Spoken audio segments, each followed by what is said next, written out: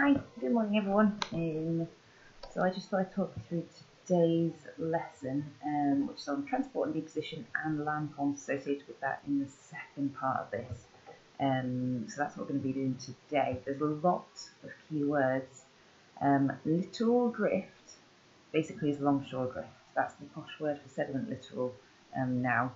Deposition, and then obviously you've got these 4 types of transport on top of littoral drift. We always think about longshore drift as the main part on the coastline. We do have traction, siltation, solution, suspension going on as well, which should be familiar from GCSE.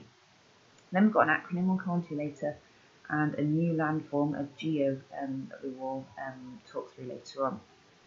So it's not the 30th of March, that's just when I'm filming this for you. But what I would like to do to start with is comparisonality. 3 areas on a piece of paper: longshore drift, littoral drift, deposition on the other side. Is there anything they have in common, or is there anything that's really separate and not in common at all? So for example, you might have, they both include sediment in the central area there. So try and have a little think. That'll take you a couple of minutes. Give yourself 4 or 5 minutes to do that now.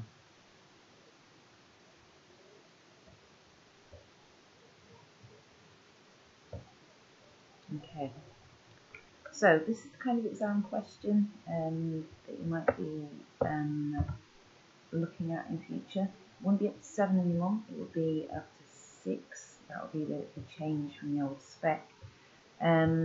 Explain the process of transportation on the beach. Like I said, the main one is going to be longshore drift.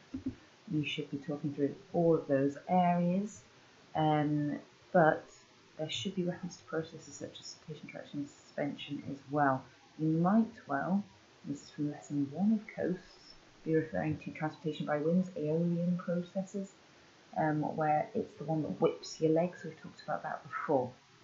So, you know, you can get 1 to 4 marks from talking through that process in detail, and then a broader coverage of the processes to get to those top marks.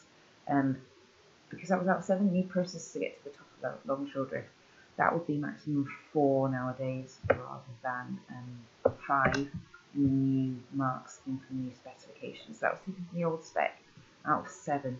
It gives you an idea of what they might ask. And then we've got those different processes as well. So I always think about traction, like tractors' wheels. This is where the biggest boulders, like big tractor wheels, are just rolled along the bottom. So, you know, that takes a fair amount of energy. It's going to be a very stop-start as well. Like, think about pebbles being moved that way. Then we will have basically smaller pebbles being picked up and bounced along like a frog. And that's because of the energy needed. They're not small, you know, we're talking a couple of centimetres big maybe, depending on the size of the wave. And that's my favourite. It's called siltation. Just bouncing along, hop, hop, hop, all the way along the bottom. And then we've got solid suspension, which is why a lot of the waters around here look pretty murky. It's not because they're dirty, it's because they're carrying fine bits of mud or clay, perhaps the little tees or the cliffs that's been eroded, and the very small particles are being carried along in the water. Whereas solution depends on the type of geology in the area, but that's where it's actually dissolved like sugar into tea. You wouldn't see anything within that. So that's the top sort of marks for you there. And then what is deposition? Well, basically, a sand and shingle can build up faster, that's accumulate, build up faster than it's removed. It takes place where there's an area of low energy, or where there's too much material. For example, sand dunes has an abundance of material there, but it's usually to do with low energy. So that could be constructed waves, it could be in a sheltered area like a bay, it could be where the waves are hitting a river water, so they're coming from different directions, and that takes the energy out of the water really rapidly as well. Okay, so there's a few areas where that might happen.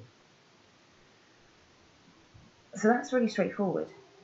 And then this is the kind of question we've been building towards these last few lessons. So describe the sources, cliffs, rivers, offshore bars, transportation, what we've just talked about there, those 5 different processes, and deposition of coastal sediments. This second part here, illustrate your answer with landforms that are produced by these processes. That's what we're going to be building towards in the next couple of lessons. So we're going to be starting with erosional landforms, and then we're going to go on to depositional landforms later on. We have done sand dunes from deposition ones already. I snuck that in before we disappeared, and some of the erosional ones are exactly the same as what we've done before. So with these landforms, you need to be able to link it to a particular area or example. So we're going to be using the area that's the very top of the Holderness coast, which is what we did at GCSE as well in terms of coastal management, and it's beautiful, absolutely beautiful. We would have been going in June, but that's all on hold obviously, but look at this, stunning.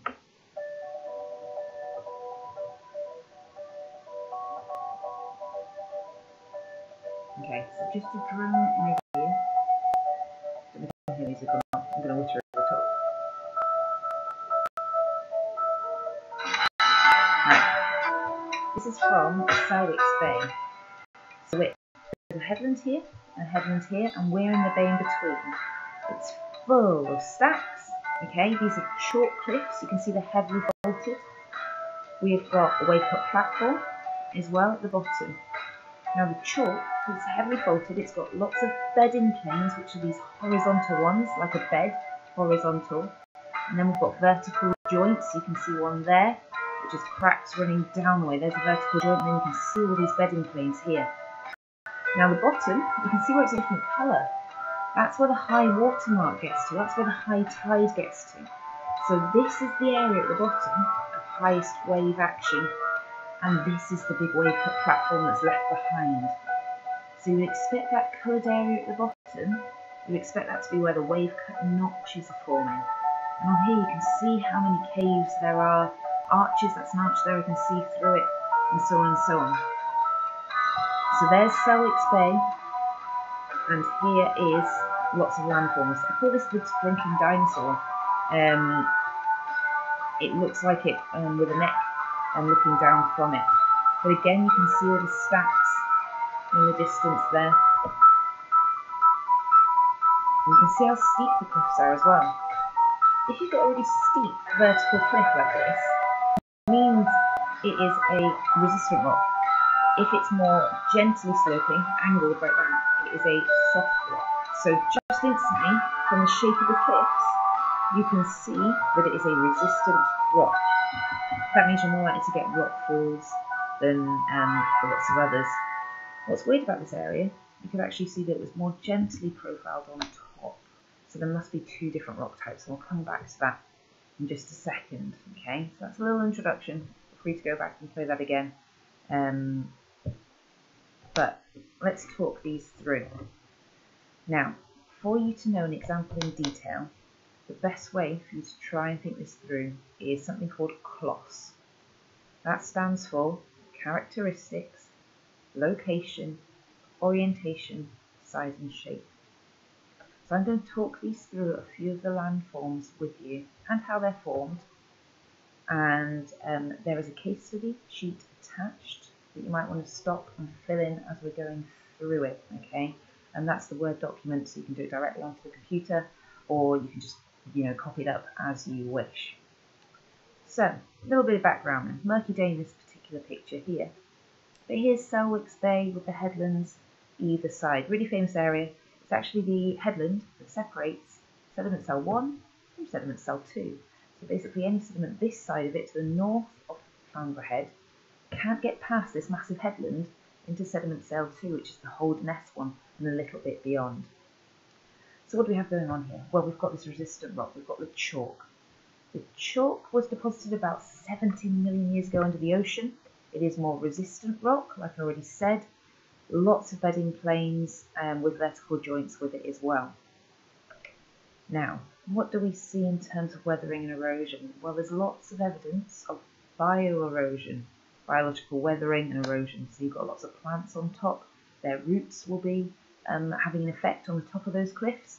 There's going to be water layer weathering, where it's getting wet and dry in that high watermark area along the bottom. There'll also be your abrasion happening at the bottom, and there's hydraulic action going on because of the faulting in the areas as well. So lots and lots of your erosion and your weathering going on. Try to keep those separate in your head, remember. Then we've also got mass movements. Now, like I said, most likely to be rockfall because of the resistance of the rocks and the way that it is heavily faulted. So that's your mass movement coming from that. So you would expect there to be different sediments on that beach. In the bay, there's going to be pebbles, there's going to be larger boulders, and there's going to be sand that's brought in into that sediment cell as well. So, when the base of the cliff is eroded, where there's cliff collapse, there's going to be a steep profile due to the resistance of the rock. The top of the cliff then slumps to give a more gentle profile. Now that's because during the last ice age, the glacier advanced into this area and left this boulder clay behind. The boulder clay is much less resistant, softer, if you will, and that means that it's more likely to slump, and that's why you get these gentle slopes on the top of the steep cliffs below. So we've got two rock types going on. Not so important, it's just that's why it is gentle at the top and then steep. It's not all chalk. And there's a number of features. Hydraulic action is the main one here, an abrasion, and then we've got Flamborough Head next to that as well. Now, how do headlands form? Let's play this through then.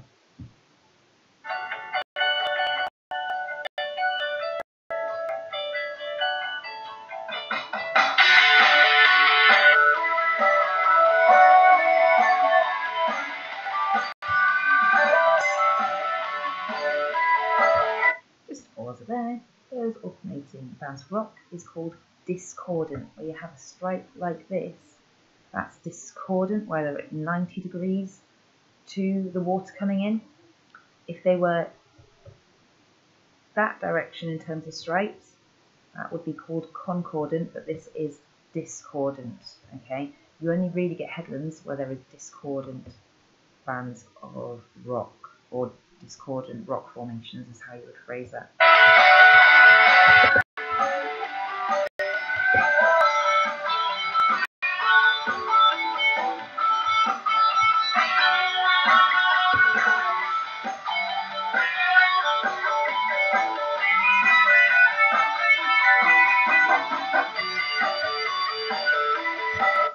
That says protrusions, the bits that stick out. Protrusions is the word there. It looks like protrusions or something.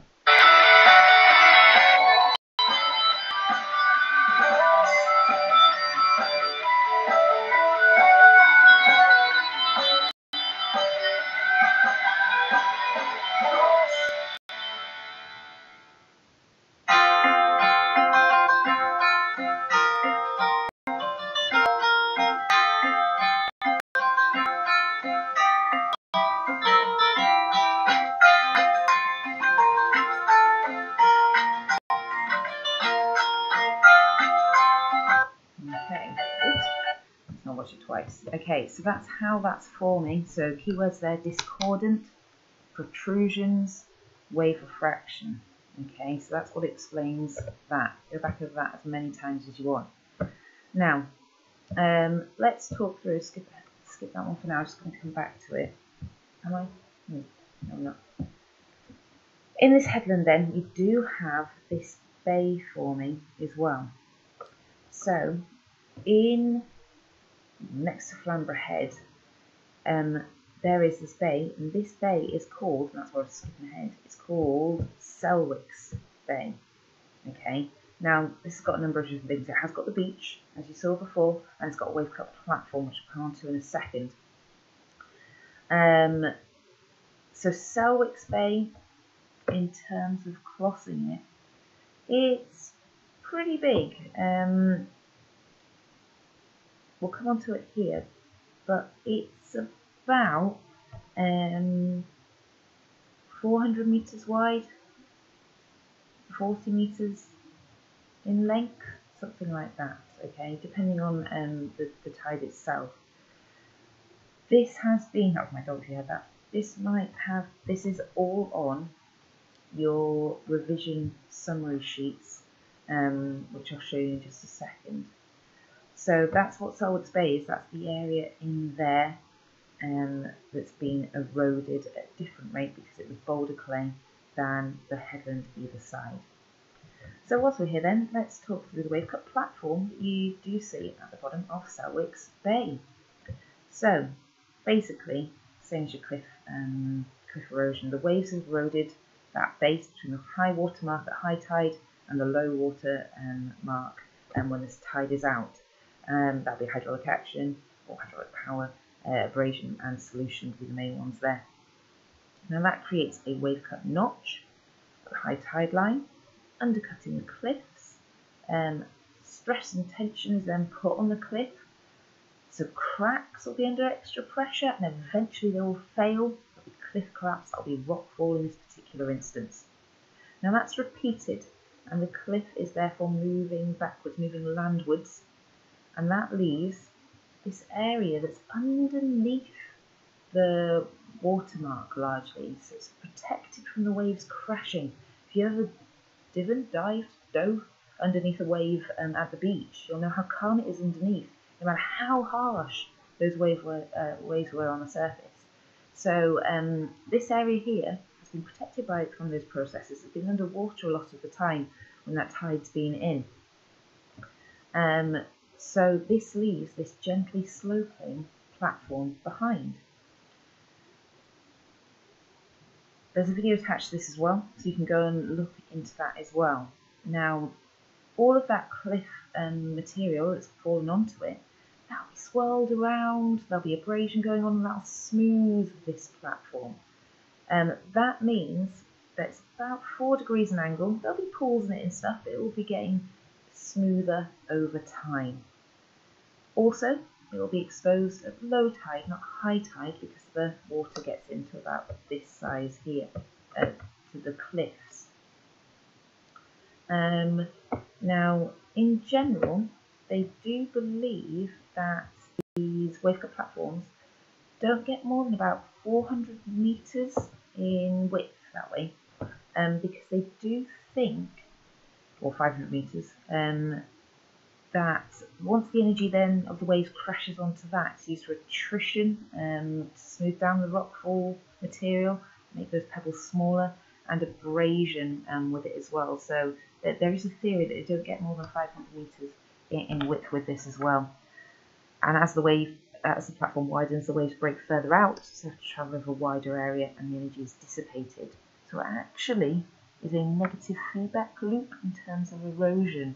There's erosion happening, it collapses here, but then that erosion has caused less erosion to happen on the cliffs. So that's negative feedback, brings it back to 0. So let's cross this then. Well, characteristics, what we mean by that is what is it like? Well, it's made out of chalk, which was 70 million years old. That's your main characteristic for most of these landforms. The location, well, Selwood's Bay is on the east coast of England, between Scarborough and Bridlington, 2 famous Victorian holiday destinations. Orientation. If I was stood here looking out at sea, I'd be facing east, so the bay is east facing. The surrounding cliffs size, surrounding cliffs are 35 metres tall. The size of the bay is approximately 400 metres wide by 40 metres in length, talked about already. And then the shape. It is a gently sloping wave cut platform, exposed low tide, about 4 degrees in its slope. So there you go, formation and the cloth of that. There is the additional video I'll put on as well. Right, cave arch stack stump. The drinking dinosaur, which we saw in that video before, is your example of this. So, first of all, clothing it, pretty much the same. The chalk, 70 million years ago, boulder clay on top, which is why you've got the dinosaurs pointed back, and that was laid down between 1 million and 16,000 years ago, the last ice age. Location, east coast, Scarborough and Bridlington again, east facing, the orientation. Now, the size, we're actually going to be, this head is not attached. It looks attached, it's not, when you look at a different angle, which you can see below. So it's about 50 metres wide, that, and 50 metres tall, sorry, and 10 to 15 metres wide. Now its shape. It is a steep-sided, isolated, that means separate, pillar, separated from the arch and headland. The narrow pillar is now at the base. I don't know if you can quite make that out because the water's in on that picture. You can slightly see it a little bit on the one below. Than at the top. Wave cut notches therefore are visible in this darker area here when you get closer to it. The border clay deposit on the top has got this gentle profile compared to it. So we all know how that forms. Again, look that up, really easy. It's in the booklet as well for you. But the drinking dinosaur is your example. It's called High Stacks is the actual name of it. That's at Flamborough Head. That's your example of a cave arch stack stump. It's a beautiful example. And then 2 new ones for you. So we've got blowholes and we've got geos. Now, at the top of Selwick's Bay, so just on the cliffs where the photo was taken from, not that one, here, just about where I'm stood there, we have got, sorry, hit the wrong slide, we have got something called a blowhole. Now, basically, where a blowhole, where a fault line erodes all the way along and the top is weakened by weathering, you might get, imagine like a straw coming all the way through. Now it's called a blowhole, like on a whale. So imagine a whale's mouth going all the way along its throat, and then the blowhole in their back. So imagine that's connected. This is kind of what's going on here. So where a cave goes far enough back, and there's a crack that goes further in, like the whale's mouth is the cave, and then there's a crack like its throat, if that then matches or meets a vertical joint, you might basically get a gap going all the way through from the bottom of the cliff to the top. And this is the example here. It just looks like a hole going down the way and towards the bottom of the cliff. Now they're called a blowhole because theoretically, when a wave crashes into the bottom, water's then forced along the crack and it, like, not erupts, but it comes out the top, like when a whale puffs out of its blowhole. So that's what this is here. Now this one at Selwick's Bay doesn't actually blow anymore, and that's because it was clogged up with the boulder clay historically, and then it got eroded too big. So basically all of this clay is slumping down into it and kind of clogs it up. So that's why that one doesn't blow anymore. So that's a blowhole. I've attached a beautiful drawing that I would have done on the board for you to this. So good luck with that one. But yeah, I've attached a picture to try and help explain that for you. So pause and have a look at that if you need to. Now a geo is basically where the water gets into a crack, erodes that, so kind of like a cave, and then behind that there happened to be a less resistant rock or an area that was heavily faulted, so it gets through the crack, a narrow gap, and then it gets wider, like a slice of cake going to from the middle out to the wide bit. So it's kind of that kind of shape. So imagine a narrow gap, like in this picture here, where you've got a gap which was an arch, and then it's getting wider behind it. This area here must have been like an area of weakness within that cliff that's been eroded more. So a geo is kind of a thin gap into the cliff, and then it gets much wider, like almost triangular shaped, where it's managed to erode behind that gap. Okay, so again, you've got your cloth details here. Most of it's the same. The size, surrounding cliffs is 35 metres tall. The geo is about 10 metres wide, 50 metres in depth. So that's 10 metres, that's 50 metres. And then again, the shape, it's a steep-sided inlet. That means like cut through. So that's what's going on there. Okay, so they're your main landforms. Now, just switching to your revision summary sheet things that you've all got. Okay, this is on there for you. all of these landforms again, so zooming in, if that focuses, which it's not going to, but they are all there for you, so you can look at that as well to try and help with that. So you've got your coastal stack there, plan ahead what's going on there, and geos, coastal cliffs, wave cut platforms with diagrams. Have a look at that, have a look at the booklet for what you can see for that. That's everything in terms of the erosional landform. Sorry for going on for so long. Again, ask anything that you need to.